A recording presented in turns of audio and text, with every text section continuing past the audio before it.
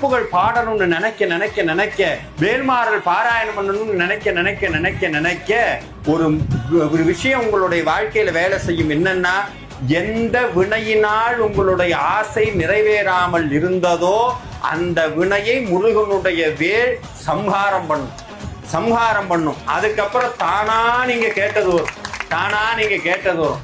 ஆனா அதுல அழகு என்னன்னா, முருகன் மேல ஆசைப்பட்டு மனம் பக்குவமானோன்னு எதை விரட்டிட்டே போனீங்களோ அது கைக்கு வந்தோன்னே இவ்வளவுதானா பட அந்த ஒரு நிமிர்வு வரும் வாழ்க்கையில. எதை விரட்டிட்டு போனோமோ அது வந்ததுக்கு அப்புறம் அது பொருட்டே இல்லைன்னு ஆயிரும். ஒரு சின்ன உதாரணம் சொல்றேன். கை நிறைய சர்க்கரை சாப்பிட்டீங்க, டீ குடிக்கிறீங்க, இனிக்குமே நிக்காதா? ஏன் இனிக்காது? அதுக்கு முன்னாடிதான் இனிப்பை சாப்பிட்டீங்களே. முருகங்கிற இனிப்பை சாப்பிட்டதுக்கு அப்புறம் உங்க வாழ்க்கையில எதையெல்லாம் இனிப்புன்னு நினைச்சீங்களோ அது வந்தா இனிக்காது. இதுதான் வாழ்க்கையினுடைய சூட்சுமம், இதுதான் வாழ்க்கையினுடைய தந்திரம், இதுதான் வாழ்க்கையினுடைய ரகசியம்.